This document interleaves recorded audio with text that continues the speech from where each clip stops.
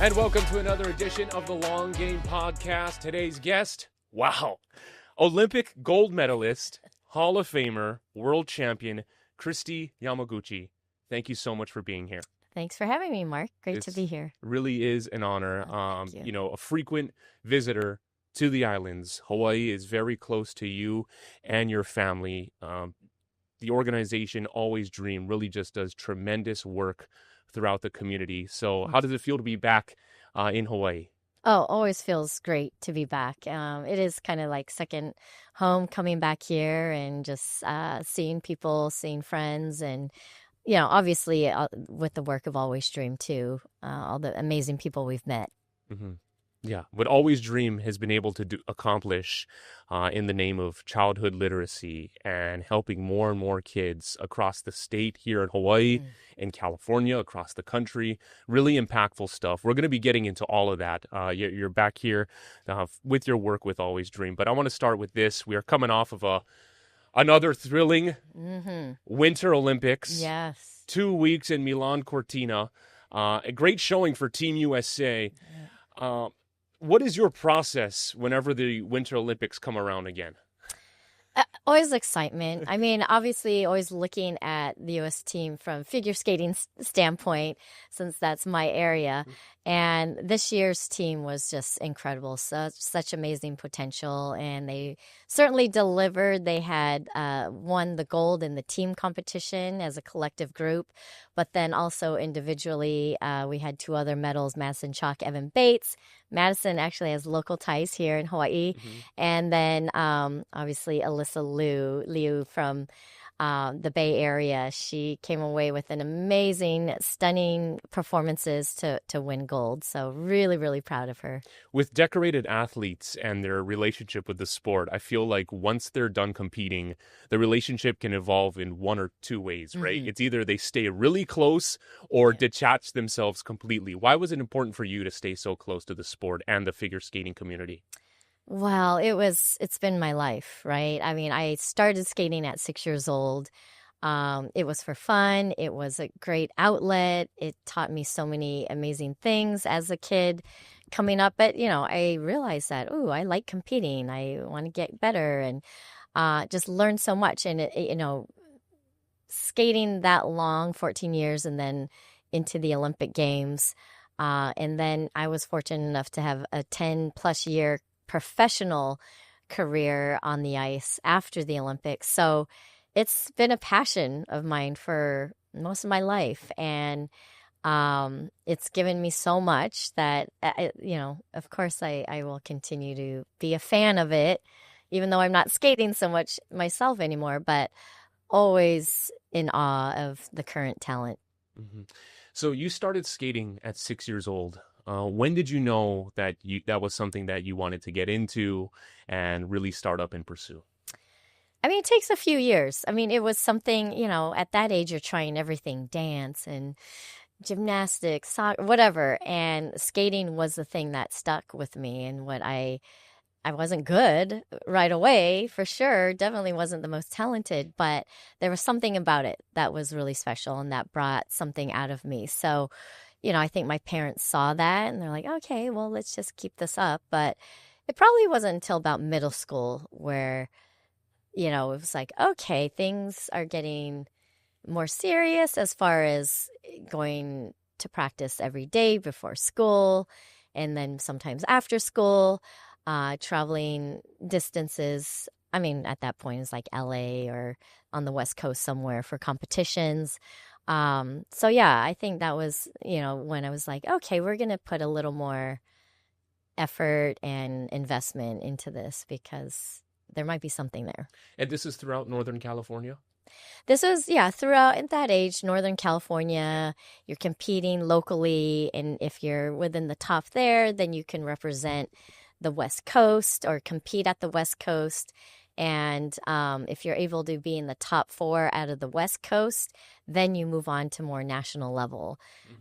So by 14, 15, I was competing nationally already. At that point, what was the kind of figure skating infrastructure like, especially along the West Coast? Like, was there already a reputation of, the top skaters come out of this side of the country? Mm. I mean, it's probably a mix. You know, I think both coasts at the time had really strong skating cultures. Um, Los Angeles always had great skaters coming out of, you know, that area, Bay Area. Even though we were kind of a smaller footprint, we have like a pretty solid culture. And I mean, now with Alyssa Liu, it's she's our fourth Olympic champion from the Bay Area, which is crazy. Um, but I think the pool of talent is pretty broad and deep, and which allows, you know, for those to kind of rise to the top. Mhm. As you were doing it more and more, training as a young girl, were you the one driving your parents, being like, Mm. okay, no, this is something I want to go after? Or was it, as you're starting off, that your parents were the ones that were really the kind of guiding force for you? No, I think it was probably good they didn't know what they were getting into. They because I was the one like, I want to go back, I want to go back, like let's keep doing this. And you know, when it started to get harder, you know, I was up at, you know, 4:15 in the morning on the ice by 5, and my mom and dad had to like get me to the rink. So, you know, I was usually up on my own and getting there, and sometimes having to wake her up to make sure we got to the rink on time. So, um, you know, I was definitely the driving force behind it. But of course, at that age, sometimes you need redirection or encouragement, discipline, right? Because if they're going to invest that much into what I was doing, it was like, okay, well, here's the groundwork, here are the rules. And you know, school was part of that too. It was like, if you got to keep your grades up and you know, in order to be able to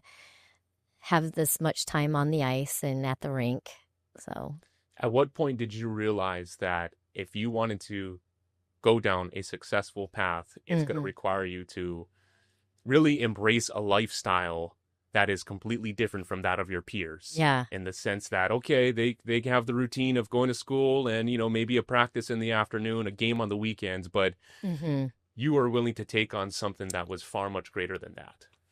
Yeah, and I think it just evolved, you know, and I think my closest friends were probably my skating friends at the rink because we were all going through the same thing and really only had Saturday night or Saturday to enjoy ourselves because we knew come Monday morning we're back at it, you know, super early. So, you know, it was pretty apparent because obviously I have a brother and sister, and especially in the summer when the nights are longer, I can hear them playing with our friends in the street at 7, and I'm trying to go to sleep because I have to be up at 4. So, you know, there were definitely times where I'm like, okay, this is really hard, but at the same time, I was already very goal oriented and knew what I had to do in order to compete at that level. Mhm. What were the age differences between you and your siblings? So I'm the middle child. Older sister 2 years by 2 years, and my brother is 3 years under me. Okay. Yeah. So it came a certain point like, okay, no, we're going down Kristi's path here. Yes. Yeah. It's To like, Olympic training. okay, I'm doing something a little different. So yeah. Who were some of the pro or decorated skaters that you looked up to growing up? Some of your role models that you really wanted to take after? Probably when I first started, when I was super little, it was Dorothy Hamill was just the idol, right? At that point, she was America's sweetheart, and just you know, I started in the late 70s. She won in 76. So I you know, I didn't really know what the Olympics were at that time, but everyone loved her. So I was like, oh, I love her too. And but to this day, she's just like, oh, my idol, and she's just the most gracious person you could ever meet. But then I also got to train in the Bay Area where Brian Boitano is from, and would see him at the rink periodically and see how he trained. And you know, so much excitement whenever he was around. He's such a powerful, commanding skater, and an amazing work ethic. I think a lot of the work ethic I took on is very similar to his, and how he prepared for his training and competitions. So we're very, very alike in a lot of ways. So, um, yeah, so he was a great mentor, and to this day is like one of my closest friends. Mm-hmm. What were the conversations like with your coaches and I'm guessing this is, in your teenage years where, Hmm. okay, Olympics is a serious possibility here, and to qualify for Team USA, this is what it's going to take. Hmm. Yeah, so I had my coach, her name's also Kristi Ness. Mm-hmm. I had started with her when I was 9 years old, and I was probably one of her first students where she could really mold from such an early stage in the career. A lot of times she was already a national, international level coach. So a lot of skaters came to her when they were a little bit older and trying to go to that next level. But I think I was one of her first to where she could really mold from such a young age, and which was great. And I think learning her technique and just I not coming to her with a lot of bad habits, I guess already, Which is important, is important, right? right? Yeah. But she was very disciplined. It was all about, creating goals, and not just for the year, but, for the month, down to the week, down to each session that we were out on the ice. If we're working on the free program, it's like, okay, we're doing a double run through today, and, we're aiming for a clean run through. If there's a miss, you go and repeat it 3 times. There was always a pattern and a work ethic that she instilled. So, but you don't look too far ahead in skating because anything can happen, right? You're looking, at what's in front of you and just trying to make those incremental improvements that's hopefully taking you closer to what may become an Olympic path. Mm-hmm. To Yeah. go start an Olympic path, how long does it take? Because when we start covering the athletes Yeah. and they already have qualified, Yeah. Yeah. we fail to realize that there is months and years of preparation Oh, that yes. leads up into that. Years and years. I mean, for me, it was 14 years before I made the Olympic team. And ups and downs. You don't see a lot of you see heartache and heartbreak at the Olympics, but the process of just getting there too, right? The moments where you want to quit, the moments where you failed and have like a heartbreaking embarrassment or just, disappointment on a large stage. Or even just in practice when you're struggling to learn something new and you can't get in, and it takes weeks and weeks of falling until you master something. Um, so yeah, every sport's different. There's different trajectory for, that particular sport. But in figure skating, it's 10 plus years of, every 6 days a week, year round too. It's a tough sport. It's not something where it's seasonal. It's year round. Mm-hmm. Did you battle injuries growing up as well? I was pretty lucky. I had bad ankles. Like I sprained my ankle once really bad, and from then on, it was just managing it my whole career. But other than that, I was very fortunate, and I think that's part of the game. Like it's amazing athletes everywhere, but it's staying healthy. It's being ready when that moment hits, right? So, tried to do everything to be healthy and looking after myself, getting the flu shot. We had one skater who couldn't compete at the Olympics because she came down with the flu. So, just little things like that where it's like, oh my goodness, anything can happen. So it's just really the stars lining up. From what you're describing, you know how they say baseball players are extremely superstitious. Mm. Are there intricacies like that in figure skating culture where it's just kind of like little quirks that are unique Yes. to the sport? Totally. I think everyone has their own thing, right? I mean, baseball, I know, hockey, they definitely have their rituals too.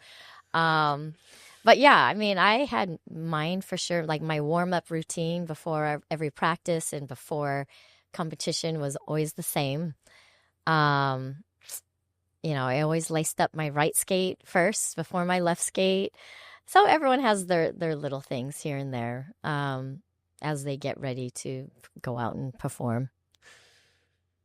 When you qualified for the 1992 games, what was the feeling and just the emotions that just overcame you?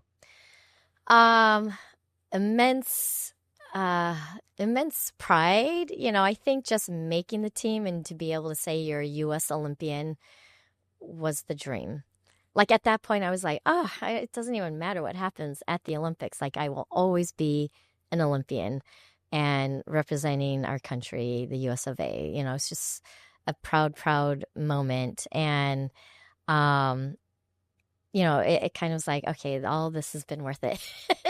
You know, the years and everything my family went through and, you know, the investment of my coaches and, you know, everyone.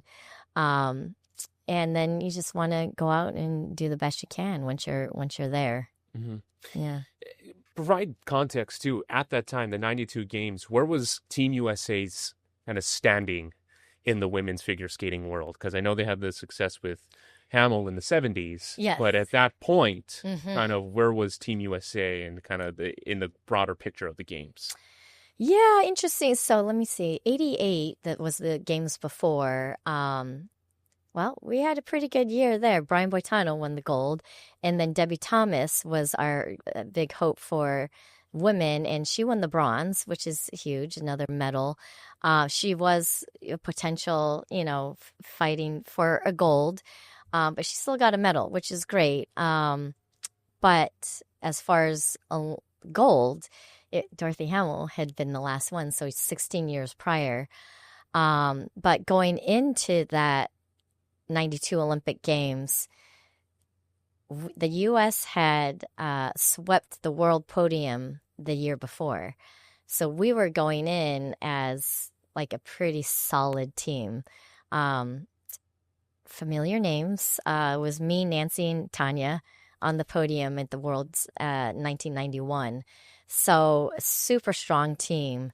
And, you know, and we had potential for men's medals on that team as well. So, in which we ended up getting a silver medal from Paul Wiley in Albertville as well. So we felt pretty good. Hmm. But with that, how do you describe the pressure entering that type of moment on such a grand stage? Yeah, pretty intense. You know, in some ways, going into the Olympics as world champion, I had confidence in that I could. I had done it once, like maybe if everything turns out well, I could do it again. But I also knew it was a whole new year, and there was, you know, Olympic stage is just unlike any other, and yeah, it was pretty terrifying, terrifying at moments, but at the same time, living the dream, right? Because at the time you were how I old? was 20. 20 years old. Yeah. Um, what type of I just feel like with Olympians, from the outside looking in, there's a lot of growing up fast that needs to happen when you're going to that type of environment. Mm-hmm. Yeah. Did you feel just from other countries and your competitors as well, how to filter that out and kind of stay in the zone? Yeah, definitely. I mean, one thing that I think was on my side, my coach had married a Canadian. And like in 89, I moved up to Edmonton, Canada, which is kind of way out there, you know, northern Alberta. And it was an incredible training mecca for figure skating worldwide at the time. Globally, there were, you know, national champions from Denmark, Norway, Australia, Canada, you know, top skaters around the world. But we were a little isolated, which was good for me because I wasn't exposed to a lot of that pre-Olympic pressure of the press and inundated with that. Like, I mean, now they can't escape it because of social media and everything. But, you know, it was nice to be a little isolated. But, you know, once you're at the games, it's just, you know, press everywhere. And you feel it for sure. You know, every single practice, the judges are watching, the press is there. And, you know, if you don't have a good practice, it's just like, oh, you know, oh, so and so fell 3 times, and wonder if that's going to happen in competition, you know. Mhm. Yeah, and you have to be able to filter that out Right. and Yeah. just not get too bogged down. Mm-hmm. Your winning routine. Could you replay all of it to a T still to this day? Yes. So we had 2 programs, the short program and then the free program, the long, well, in those days it was called the long program. So, um, Yeah, both of them I could pretty much replay. The short program, it's not as sharp, but the free program, there's, specific moments that I definitely remember. Hmm. Yeah. What's more nerve-wracking, the anxiety before a program or having to wait in the kiss and cry area afterwards for when the standings are going to be coming down? Probably before. Okay. Yeah, just the unknown of what's going to happen.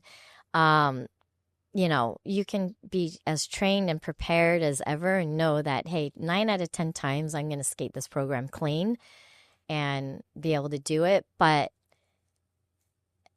it just takes one lapse of memory and, down you're on the ice. And you just never know when that's going to happen. So, yeah. So waiting for that moment to just actually get out there and skate is the worst for sure. Did you find that entering those types of routines is there like a blackout feeling? It's because it's kind of like a... Yeah. It's a little out of body, and Yeah. you see a lot of skaters before they skate have their earphones on and they're kind of focusing and probably listening to either their music or their pump up song, whatever. And they're trying not to hear what's going on and how the other skaters are doing because their routines. On a certain piece of music where their best jumps are. And if the crowd's going crazy, you're just like, oh no, okay, they're skating great. Like, don't think about that. And you're just trying to focus in on like what you have to do. Did Yeah. you have a pump up song or was it just noise canceling? Just, I don't want to hear a thing. Oh, there was no noise canceling back in the 90s. Just plain old earphones. I don't know. I don't think I actually listened to music, or did I? No. But I did have a pump up song before I headed to the arena. Okay. You're probably too young to know it, but it was Bryan Adams, and it was a song called There Will Never Be Another Tonight. And it was just like the perfect song to just be like, leave it all out there. There's no holding back, basically. Yeah. It sounds like something perfect to get into the zone. Yeah. It was good. It was good. And yeah. That feeling when it hit you. You're a gold medal champion. After years of just dedication and practice, what do you remember of those swell and wave of emotions that hit you from that time? I mean, it was everything, like every emotion. One major one was relief, believe it or not. It was just like, oh, just a release of just everything. But also just gratitude. I was with my coach the moment we found out. And I'm so glad we were together because we had been together, since I was 9 years old going through this. And then just thinking of my parents, and everything that they sacrificed and went through for me to get there. So a lot of just emotion, relief, gratitude, and just pure elation. It was like, oh my gosh, I can't believe this is even happening. Mm-hmm. And an historic moment too. First Asian American woman to win a gold medal in the Winter Olympics. I mean, that is just pure history and just remarkable. Yeah, I didn't know it at the time. Right. It didn't even dawn on me, I think, till maybe years later when someone pointed it out. And it was like, really? Oh, because I at some point had met the first Asian American to win a gold medal, but it was the Summer Games, Sammy Lee, the diver. And he was just such an adorable character, amazing inspiration. But then someone said, well, yeah, you're the first one in the Winter Games. It's like, oh, very cool. All right. How much pressure after 1992 was there to go after back-to-back golds in the next games? How did that play out? There was a lot of pressure. Like, people were like, oh, there's only 2 years. It was the year they staggered the winter and the summer games. 92 was the last year. Because 92 was also the summer Barcelona Games, yeah.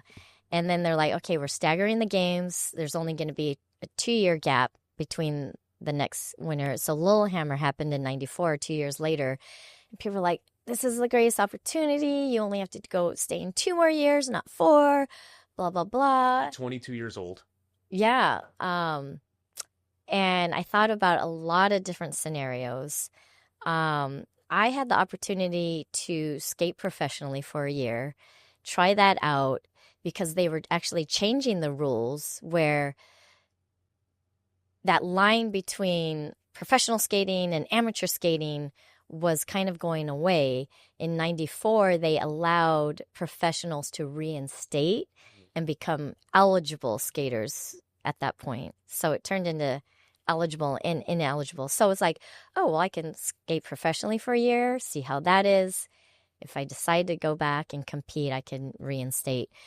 But you know what? I had the most amazing experience that first year's professional competitions, but then joining a professional tour called Stars on Ice. And it was my dream job. And it was something that when I was 6 years old and first started is where I saw my end game. So at that point, I was like, I don't want to leave this. Like, I'm where I want to be. And looking at the competition, Lu Chen from China, Nancy Kerrigan, Tanya was still in it. You know, the Oksana Bayul coming up. I was like, wow, you know, this is going to be a tough competition. And I've never skated just to win gold. And if I went back in 94, that was the only goal because I would have to be defending my title, right? And I was just like, I'm not going to enjoy it. It's not going to be a fun experience. And the Olympic experience I had in Albertville was just so amazing that I want to just leave it there. Was there also a feeling of just what left do you have to prove? In a way, it was like, yeah, I mean, it would be awesome, but yeah, I don't need to be greedy here. So gold was never the motivation for you? No, I mean, it was always a dream and kind of, in some ways, motivation, but it wasn't, you can't, I don't know. I guess you don't want to bank on that because it's like, the odds of it happening are so slim. Mm-hmm. Yeah.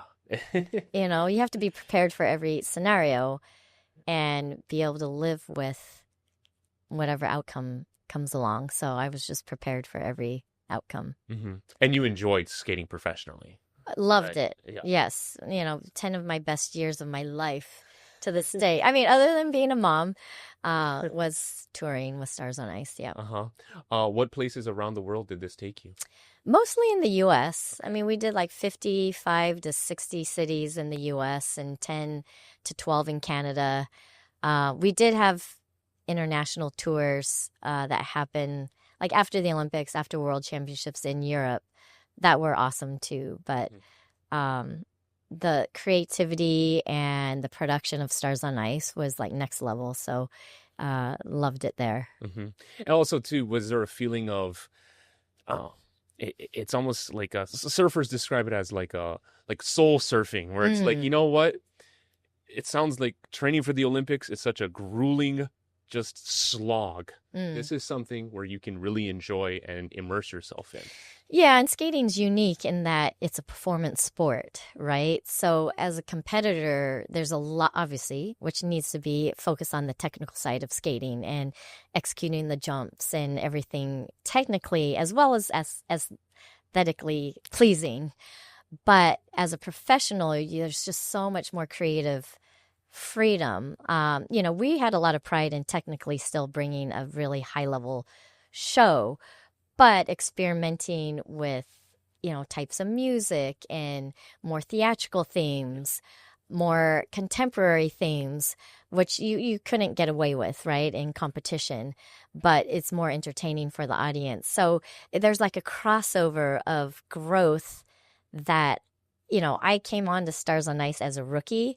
Scott Hamilton, Roslyn Sumners, Brian Orser, these veteran show skate, like I felt like a rookie that had so much to learn from them as a performer. Right. Yeah. Yeah, and that's the show. Yeah. It's entertaining for so many. Right. We're in the middle of our conversation with Olympic champion Kristi Yamaguchi. We're going to be taking a quick break on the Long Game Podcast.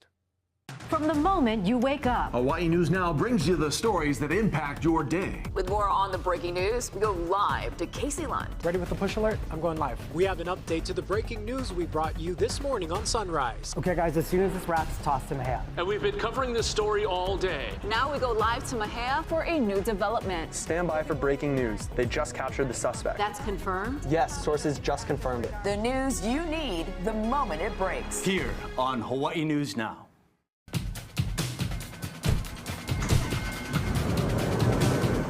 First alert traffic is like always having a helpful passenger right next to you. There's a crash up ahead in the left lane. When we see a backup, we'll tell you live on TV. That doesn't look too good. And send an alert to your phone. I'll type, you drive. First alert traffic on TV, streaming, and on the Hawaii News Now app. Keeping you and your ohana safe.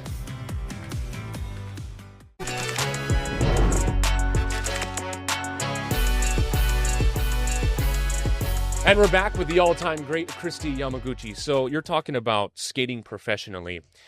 At what point did you decide that you wanted to walk away from just competition and being on the professional circuit entirely, and how difficult was that decision? It wasn't too difficult because I had done it for 10 years. And at that point, I was married and ready to start a family. So I feel like I was very lucky in the fact that, you know, every phase of my life just kind of led into the next. And, shortly after I stopped touring in 2002, our first daughter, Kira, was born in 2003. So there was not really ever a break to sit down and be like, oh, I'm bored, or like, what do I do next? It's like, it presented itself right away. And I went pretty hard for 10 years after the Olympics. So in some ways was ready for a change and to kind of step away and watch what the next generation could bring. About the next generation, what do you make of how the sport has evolved and just seeing what Team USA was able to accomplish in these past games? Incredible.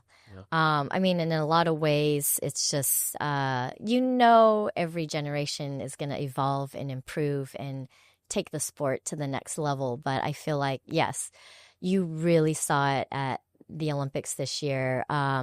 Seeing the women's event from top to bottom. I mean, the top 15 skaters were all at a level like this. And then obviously, the top 3 were like, meh. But in other categories like the pairs and the men, it's kind of like you have and then it goes up like this with the top men. But the depth and the quality of skating in the women's event was it was so good. And you saw anyone who was maybe 10th, 12th, who could have been obviously, up in the top back in 92. It's a generational thing, right? It's hard to compare, but they were great. And the men are, they're next level with all of the quads that they're incorporating in their level of competition now. And, our high hopes were on Ilya Malinin, who unfortunately had a really heart-wrenching Olympic experience. But, he'll be back, and he's taken men's figure skating he's really in a category of his own. I mean, he's nicknamed the Quad God. He's doing things most of us never thought we would see in our lifetime with the quad axle and all of the quads he incorporates in his performances. So yeah, amazing. Watching a performance like that, though, must be devastating for you to know what it takes and to get onto that stage and to have something like that happen. This must be so crushing to watch. Very crushing. Because you feel, we've all had performances like that where just nothing, you just are out of body. You're like, what is happening? I don't even do this in practice on my worst day. And your heart is just like in our stomach. So he's a great kid, and he's 21. I saw him after, like, the next day and just gave him a hug and said, look, we all love you so much, and we know how great you are. He knows how great he is. I'm like, you're going to be stronger. You're going to come back for this, but just know the support that's behind you, because that's all you need to know in a situation like that. Like, he could have crawled into a hole and just not experienced any more of the Olympics because it was such a bitter thing, but he didn't. Like, he was out and about and, you know, able to talk about what he went through and still supporting his teammates as they were competing. Just was an amazing ambassador for, you know, for sport, for sure. Not saying that this is what he went through, but I mean, we've heard athletes in the past. I mean, Simone Biles go through this kind of period where it's like, I don't know what is going on right now. Right. Did you ever have a moment in your training, at any point where it was like, you, in a way, you couldn't get out of your own head? Sometimes, yeah. I mean, there's definite moments where your confidence gets shaken, for sure, and sometimes it takes a lot of deep soul searching on how to find your groove again. And I went through, I mean, Ilya's came like this in the wrong moment. Like, I think it was literally an instant, almost not panic mode, but like physically he knows he can do it. But at that moment, something just triggered that, hey, I'm not in the moment where I need to be. So it's finding ways to channel your mental focus. And I think he's been so top of his game for the last 3 years that maybe the mental prep wasn't, you know, he's never faced that kind of pressure before because he was so good, he didn't have it. Right. So all of a sudden it's like, okay, maybe I need to deal with it. But yeah, there were times when I thought, I don't think I can do this. I'm not cut out for this. Mm-hmm. But I had to dig deep and find a way to channel the energy in a certain way where it put me back on track. You mentioned that you had your daughter in 2002. Mm-hmm. Are your kids figure skaters? They're not. Well, our younger daughter, Emma, skated for about 9 years. Not competitively. Like, we had a lot of fun. We actually skated together here in a Golden Moment show twice here in Hawaii, mother and daughter little shtick. But so she had fun, but you know, she found other passions, which was good. Mm-hmm. So you and your husband, there was no pressure then to get into skating or competition or anything like that? No, I think we both wanted them to learn how to skate and at least, you know, be proficient, skate forward and backwards. I mean, hello. It's part of the family. And then, you know, once they learn that, the older one's like, I'm done. I know how to skate. I want nothing to do with the ice. And we're like, okay, good. Like, go find your own path. And the younger one decided to try it for a little while and then move on. Yeah. Dancing with the Stars. When that came along, I mean, that's automatic. They should have just gave you the title at the beginning of the season. No. They made me work for it. How did that come together, and how did you enjoy it? Oh, it was so much fun. They, yeah, I mean, they came out with the invitation, and I was skeptical because I loved the show. I was a fan of it, but my friends and I would sit and we had Dancing with Star pool going on, like, who was going to win. We would be critiquing every week. And I was like, I cannot put myself out there. Like, I have a 2 and 4-year-old. I've been away from any kind of public, you know, thing for like 5 years. I've been raising kids. I don't want to be out there and being judged again and whatever. But did you have dancing experience? I mean, not seeing like you move that. on the ice, right? Okay, yeah. So I mean, you know, I know there was a lot of comparison, but it was like, you know what, skating is one thing. Like, from the waist up, I was like, I could fake it, you know, like I could perform, but like waist down, the feet movement, the rhythms, everything, the technique was so different that there was a huge learning curve, and they expected me to improve every week. You know, it's not necessarily how good you are, it's how you improve and take their criticism or their direction every week and incorporate it. So there was always a challenge for sure that they set out for me. what was the training like? It was pretty intense. I mean, I was season 6, like what they're like season 30 something now. So they have parameters now because people were getting injured and like it was maybe too intense for people. So back in season 6, like we trained from like 10 to 6 every day. Like, and we would have long lunch break or whatever. But yeah, it's pretty intense. And then beyond that, you have interviews, you have costume fittings, you have public appearances because it's all about the voting, right? So if Christian De La Fuente, who was my biggest competitor, was out at all these events and mingling and getting PR, it was like, oh, you better go to that event. So you're also seen and out there, and it's exhausting. I was about to say, this sounds exhausting, having to campaign for yourself. Pretty much. Yeah. Yeah. I mean, it was a lot of, work in that for sure. Now, I forgot to ask this. Where do you keep your gold medal? So the gold medal is actually at the U.S. Figure Skating Museum and Hall of Fame, which is headquartered in Colorado Springs. Okay. So my black and gold costume is there with the medal. I think a pair of skates as well. But, they have everything like Brian Boitano, Scott Hamilton, Tara Lipinski. There's all kinds of amazing memorabilia in the museum. So anyone can go see it. Was it hard to kind of part with, I'm not going to keep this in my house. I'm going to be giving this to a museum? Really? Okay. I mean, it's on loan. So if they don't own, I can take it back at any time. But, I'd rather it be there for people to see. If I had it at home and be like locked up, hidden, whatever.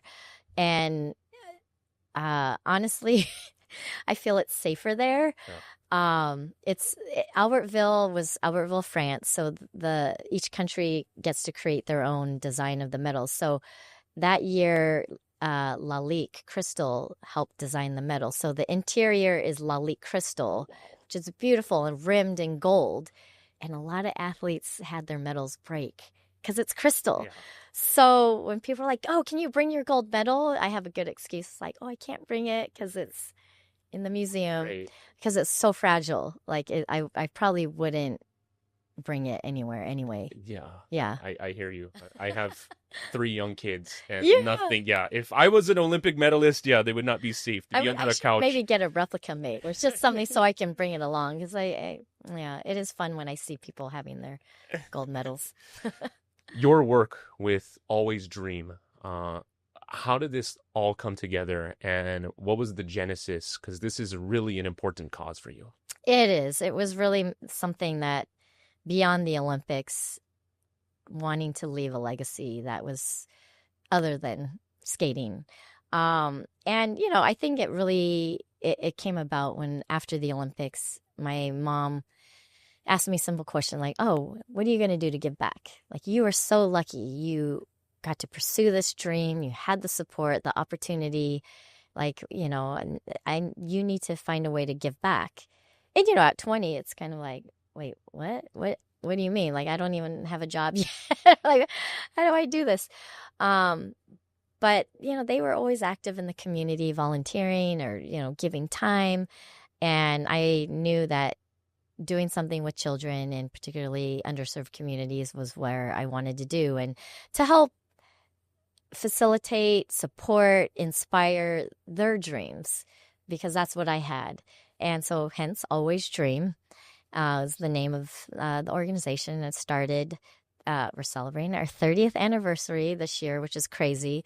But it was all about embracing the hopes and dreams of young kids. And,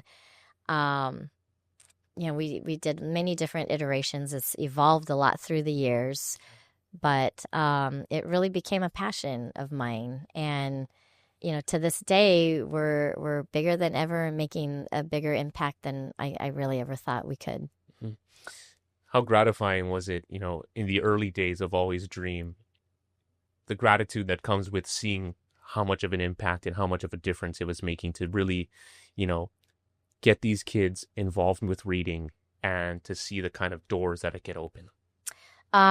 So gratifying. The direction towards early literacy, that's our focus. Early literacy, we partner with schools in communities for 3 to 6 year olds, so pre-K, TK, kindergarten classrooms, and work with the families on setting up literacy rich environments at home. So making sure families are connecting with their child, being their all important first teacher at home, and creating that foundation for learning.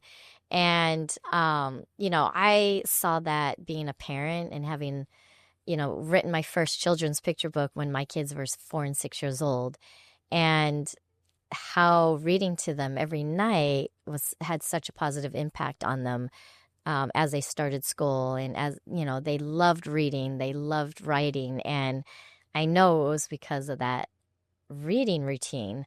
And not a lot of families have that set in place because 60% of low-income families have 0 age-appropriate books in the home. I wanted to change that. I wanted to make sure every family had the opportunity to have a bedtime story with their child. And so that's what we do. We provide the literacy resources, books, and pair it with family engagement support. So we make sure the families have support and the strategies that we provide to them on how to sit down, engage with their child, connect with them, so that, there is that foundation of learning. Because there's so many benefits to outside of just learning how to read. It's the genuine connection that you have, just that, that time that's so enriching to have with your family on a nightly basis. It's huge long term. It's huge. Yeah, it definitely, social emotional connections. I mean, that's,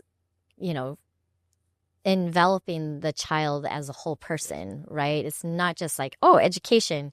It's really the whole social emotional thing as well. So, we love our work, and we see so many amazing stories that come out of it. I mean, anecdotally, obviously we see the impact at the school level, but, when we hear stories like, local family hears like, hey, we're having housing insecurity. We don't know where we're going to be, one night from the next. But my daughter said, Mommy, at least I know I have my always reading books with me, and you can read to me every night.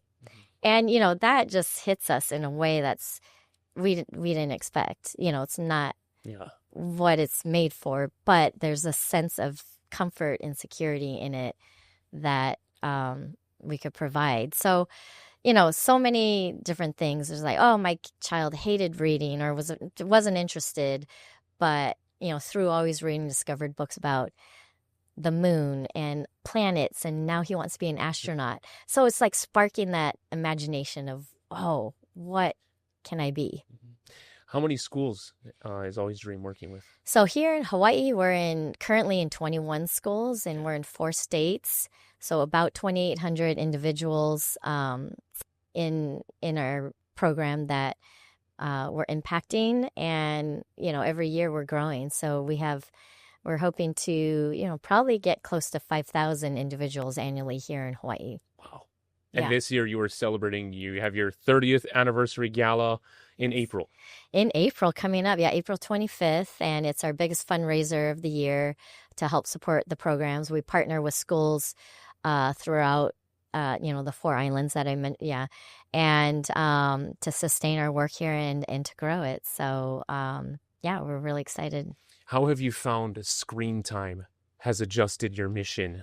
Because, as a parent of young kids myself, screen time is something that you're always kind of up against. It's like, okay, no, we need to get to reading. Right. We need to get to books, all of that. How has that changed your work? Yeah, so actually our program is on a screen. It's on a tablet. Okay. It's a digital platform of books, but the tablet's locked down, so it's only books they can access on the tablet. So it's like a reader. But the good thing about digital books is that in that one tablet, they have access to 40,000 titles. So any subject matter that they might be interested in is accessible to them. And then we can also track their progress, like how much they're reading, how many minutes they've read, what titles they're reading. And if they're not reading, we can nudge them in a positive way, like, hey, any way we can help, get you reading again, or are you having an issue with your tablet?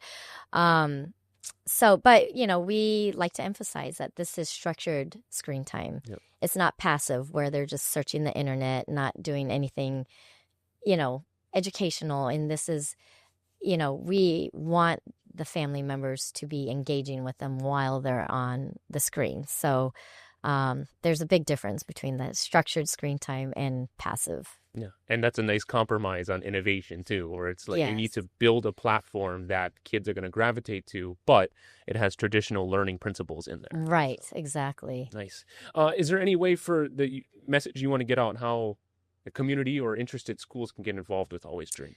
Yeah, so our website is alwaysdream.org. So that has all the happenings and all about our program and what we do more in detail, the schools we're currently working in. So yeah, if you follow us, and we're also on Instagram, Facebook, all of that, to keep in touch of what we're doing. Very impactful work. I ask this to all my guests, Kristi. For anyone that is an aspiring athlete or an aspiring professional, doesn't need to be in sports specifically, what is the most valuable piece of advice, the lasting piece of advice that you go to all the time that you'd like to share? I think something I learned just in the last couple of weeks, particularly from Alyssa Liu, and seeing how she approached probably the most high pressure situation that she had faced in her life, is that mindset is everything. It's so powerful. And she was under incredible pressure.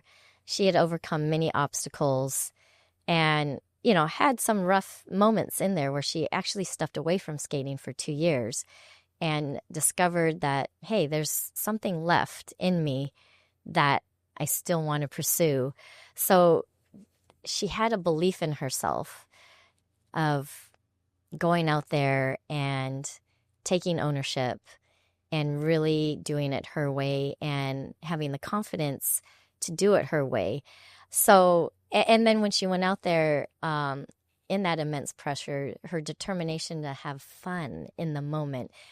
Believe me, I didn't have fun like that at the Olympics like she did, but I think she just showed us that when you have a certain mindset and belief and positivity, it's so powerful. So try to keep that in mind. That's great. I mean, this is advice from someone that, had just one goal and is someone that's coming up, and it's like, something that you're taking from the next generation. Yes. Yeah. Is there anything that, you've learned now that you wish that you could have applied to your Olympic experience? I mean, it is so delicate, and it came out just fine. So I wouldn't want to change much because I wouldn't want to affect the outcome at all. But, I think there were moments before the Olympics and a few years before, as you're leading up to that path, not knowing what was going to happen. I was like, try to, have more joy or find that joy in why you started on this path to begin with. Like, why are you there? From the outside looking in, seeing what younger athletes deal with nowadays, social media thing is its own beast. It is. I mean, because you're talking about athletes in the 70s and 80s. That wasn't a thing back then. No. And now No. it's just nonstop. Yeah, if you didn't want to hear something about yourself, you just didn't look at the paper or you didn't turn on the news. But yeah, I mean, one of the other things I say is like, I know you have to do social media, but you don't have to read comments. Yeah. Post what you need to post, say what you need to say. Don't believe everything that is out there said about you because, it's just not necessarily real. And constructive. Constructive, yeah. Well, Kristi Yamaguchi, this was a real pleasure. Thank you so much. I really appreciate you taking the time to come here and chat. Absolutely. Thank you so much for having me on. Good stuff. Some Olympic gold medal advice right there. That's another edition of the Long Game Podcast. You can catch past episodes on the H&N streaming app or wherever you get your pods. Aloha.